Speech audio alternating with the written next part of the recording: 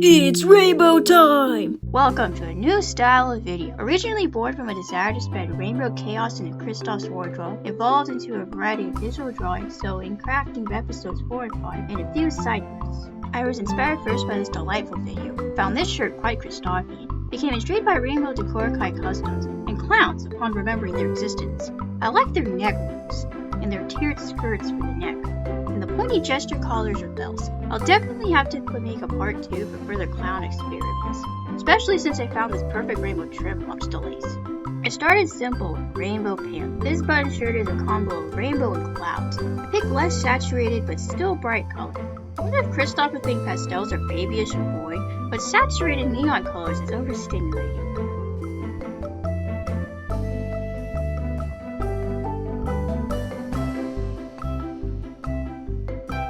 This is my interpretation of a denim vest I saw in purple. The front would have some pockets in the gradient, but didn't seem different enough to draw the vest shape again. This would in theory be simple to make, just paint fabric. My arses need practice.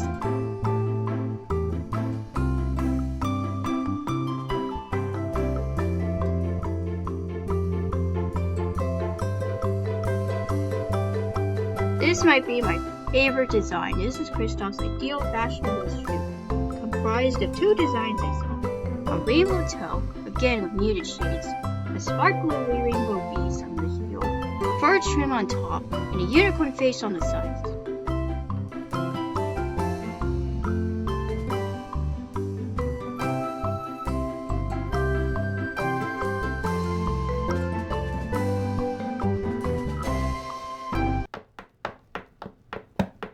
It's rainbow time!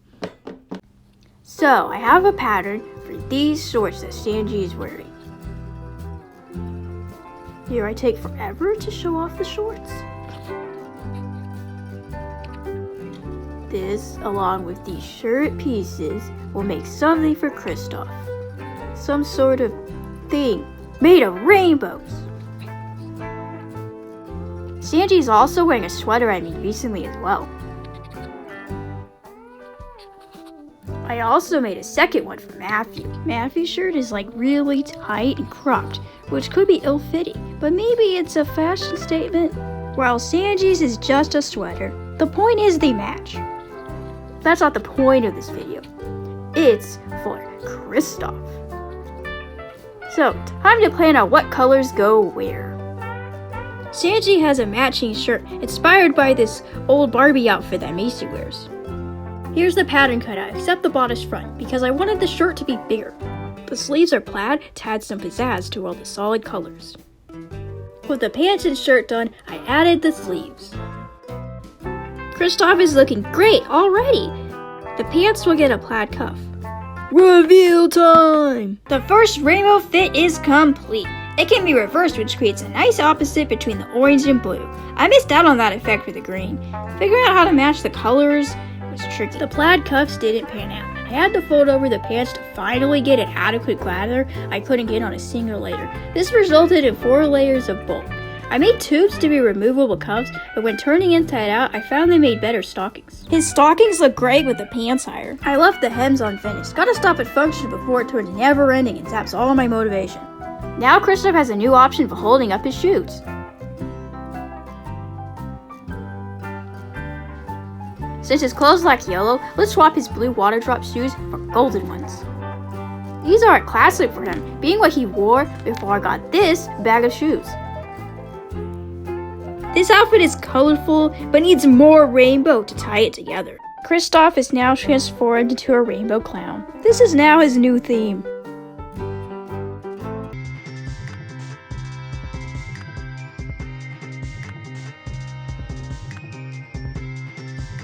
Kristof's decoration is this cake covered in beads.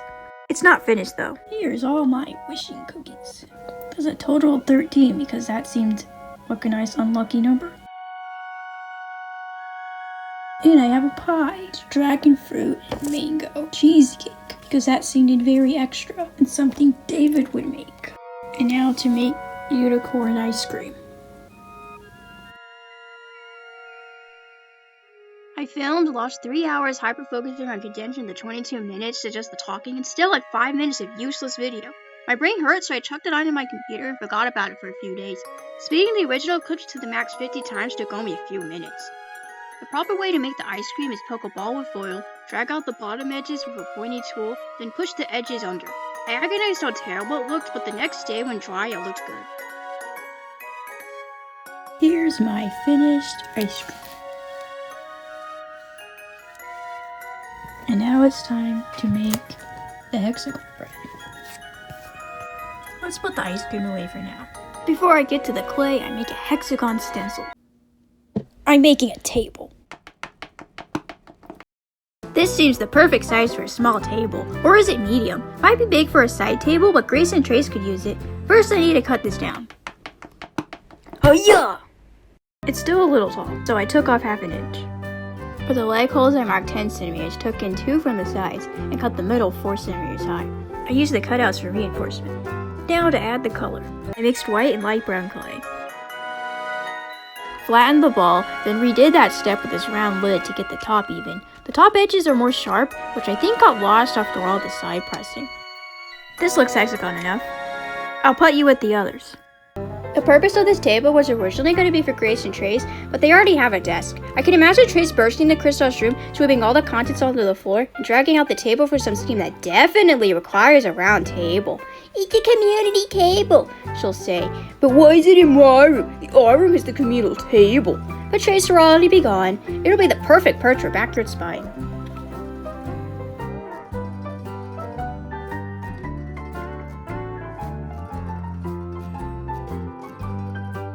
I made it rainbow, so it'll be Kristof's side table. They can't sit properly, but maybe upside down with the right chairs it could work. Hiding shenanigans! The adults don't fit, so all important kid-only meetings will occur at this table. Model podium! My first attempt at a wizard hat came out too small, so now Kristof has a hat.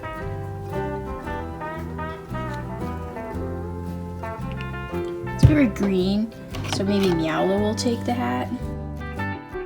With the furniture lined up, I'll need at least 21 inches for the wall. The window will go in the center. Getting a whole room out of the box was not worth the intense confusion, so I separated the panels at the bend. These will have to be freestanding windows. As props for my wizard's feet, I can harvest the screws for dog clothes. I wanted to make more clown shorts, but got confused yet again by the pattern. Mirroring it on each fabric until the 2 identical halves and go to make it to the checker. This fabric is the wrong side, so I cut a duplicate of a panel for each fabric. After rearranging, I found it way too short. Now I can use both flaps as cups. They're a late homage to the fact that I have 2 of each piece. Rest of the week, sewed more clothes. I stuffed the smaller pillow with fabric scraps. Trimming them only made stuffing the pillow harder.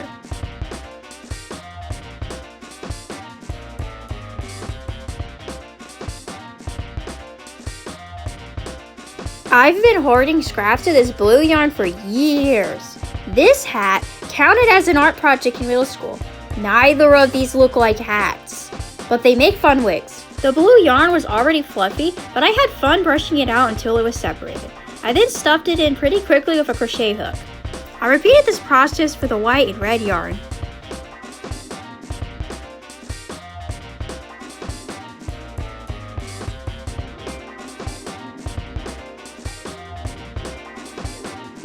I spent the rest of the night hemming the edges of Grace's blanket.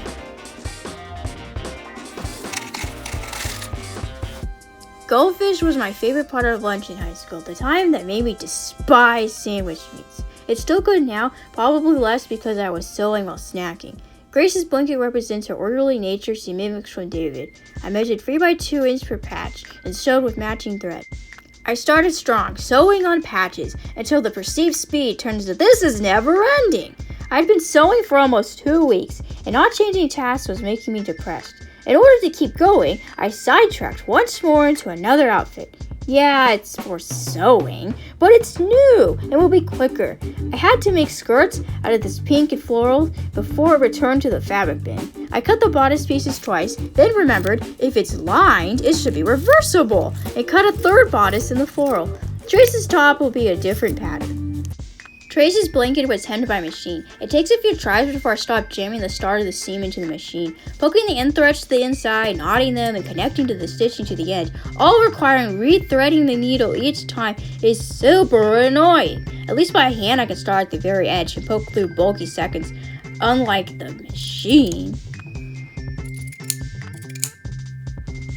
For the patches, I started with the not pink floral and chopped up green dogs. I couldn't pin many patches, which took so long, but I managed to sew them all on the next night.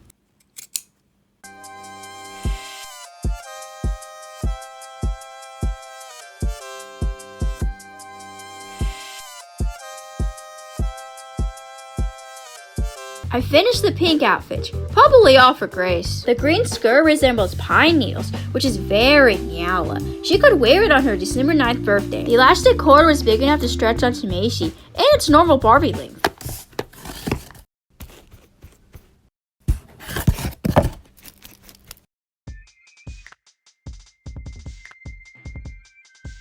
I found a shoebox that can fit Macy and David and trimmed the lid to 8 centimeters.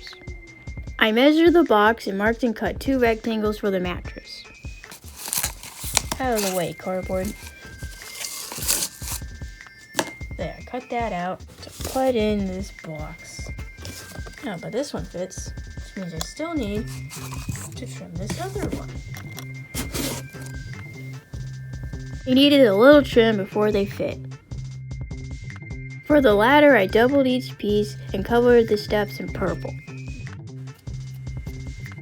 Didn't feel like fetching the paint, so I used colored pencils. You can see I've marked 5 spots. This is wrong. After gluing the steps, I realized I forgot the 6th one and had to remeasure the placement.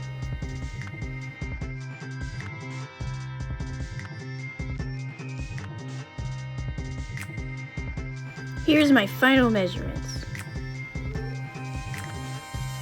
So now I have a ladder I spent far too long covering up pencil marks I forgot to erase beforehand. I sewed some corners in the fabric for a fitted sheet to keep the versatility of the mattress. I glued in 3 2.5 centimeter support beams so both David and Macy's heads clear the ceiling. I've drawn out an armchair pattern from a tutorial and took it in by 1.5 centimeters from the center so it can fold, reducing the original width of 13.5 centimeters to 10.5 centimeters. This will be small enough to not engulf the children, but hopefully large enough to fit David, albeit snug. After tracing the back piece, I cut it off the pattern to trace the front.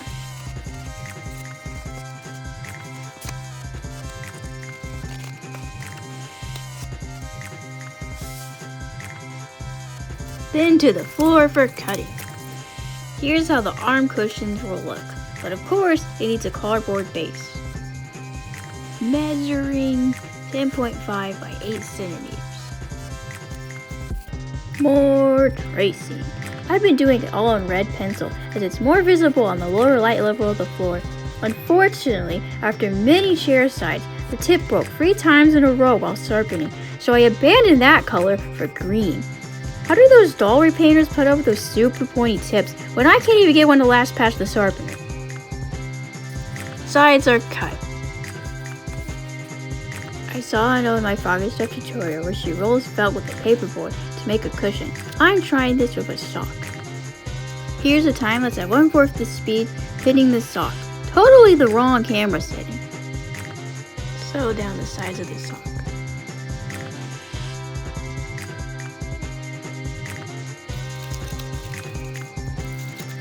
It's been a few days and I'm now upholstering this chair.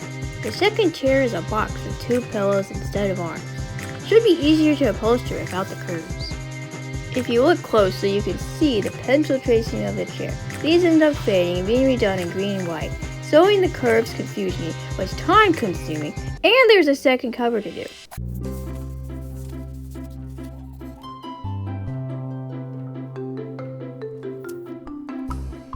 Finishing the last crayon art stripe. Forgot how specific Crayola was with Violet. I found a forgotten tiny pencil. You'll be rescued for the rebuilding of the collection. Second batch of stripes is food themed. Watermelon, cherry, strawberry, carrot, and my favorite, the banana. Avocado, peas, broccoli, and blueberry, and blackberry or raspberry. Blue is underwhelming. Purple onion, grape, and that's potato, not a blob. Moving the crayon box, and blue. Time to color stuff. I had the most fun slapping color in these last pieces. Not a lot of thinking and scribble stripes, and the coloring was quick, so I accomplished more steps than the crayon art I dragged over a week.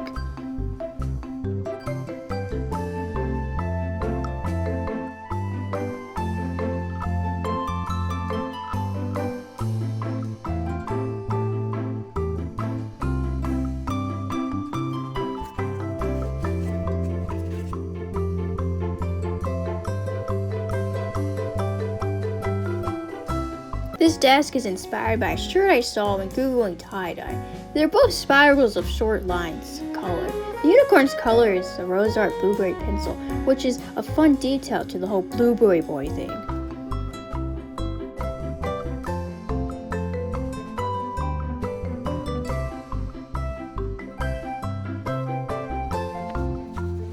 Next evening, same day, I got the only appropriate horse I could find in this 2009 coloring book. That horn took forever to get perfect, but this unicorn couldn't live with a wonky horn as Kristof's mural. I used blueberry orchard for the horn, though they seem to be the same purple. The body is, of course, egg-like blue with black to darken, with a lot of rainbow spots. Ignore the dog, he's just page filler.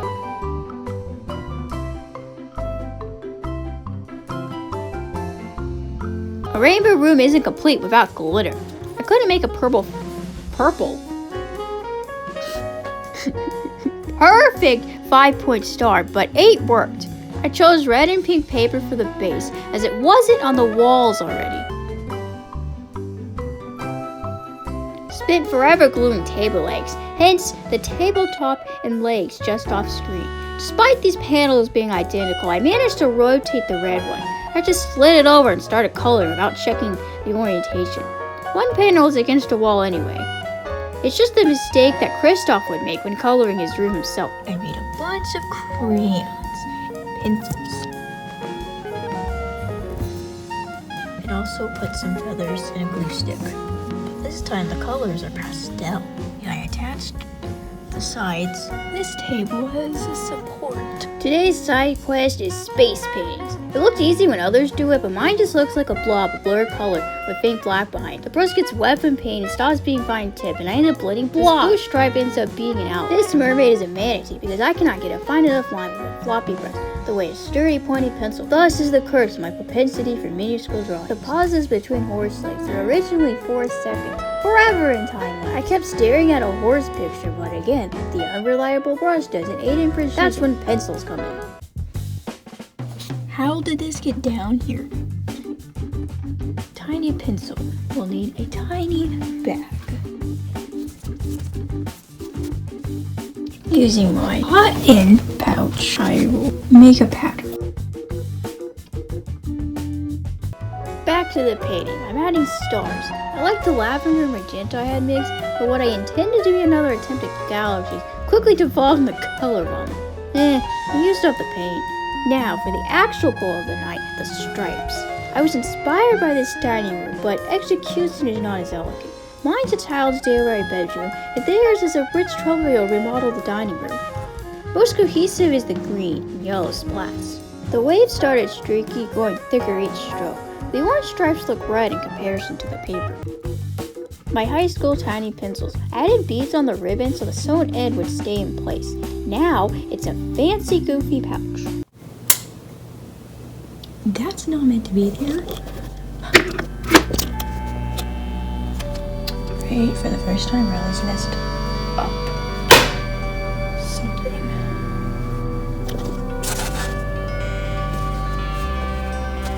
Okay, just get this wall back up. this, that. The stool's messed up. Oh my garland of stars is messed up too. You see, I was filming on Thursday, and then this gets messed up yesterday. Oh no, the K. Okay, this looks structurally sound.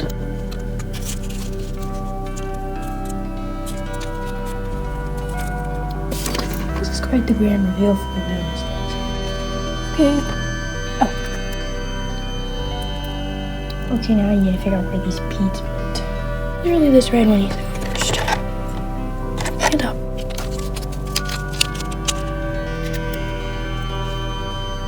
This one goes like this, maybe.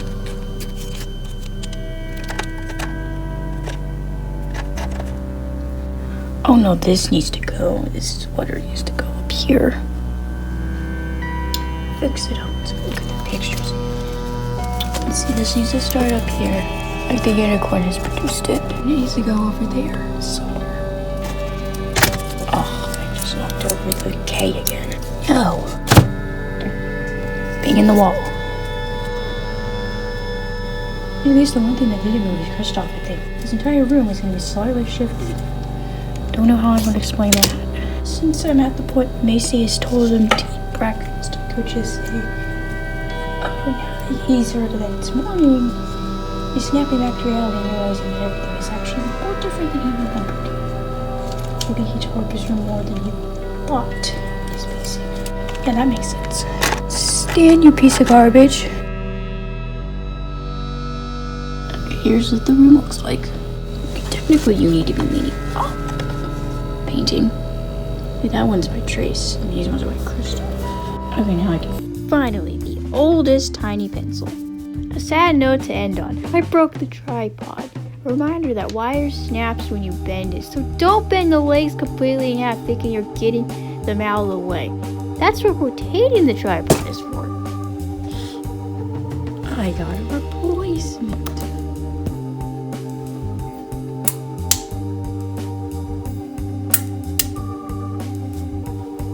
Now I can film my last scene. I had to use the clip from the old one because this one came with one that was too small, which doesn't make sense with how giant phones are.